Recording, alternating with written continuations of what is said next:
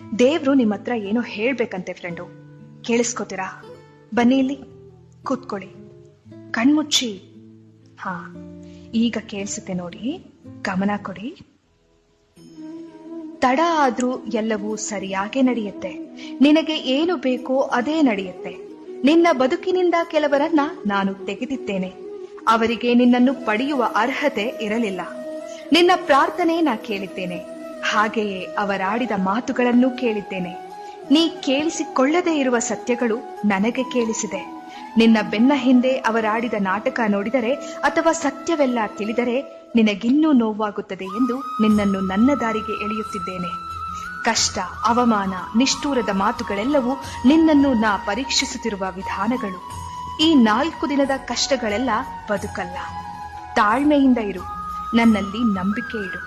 ಎಲ್ಲವೂ ಸರಿಯಾದ ಸಮಯಕ್ಕೆ ನಿನ್ನ ಕೈ ಸೇರುತ್ತೆ. ಎಲ್ಲವೂ ಸರಿಯಾಗೇ ನಡೆಯುತ್ತೆ. ನಿನಗೆ ಒಳ್ಳೇದೇ ಆಗುತ್ತೆ.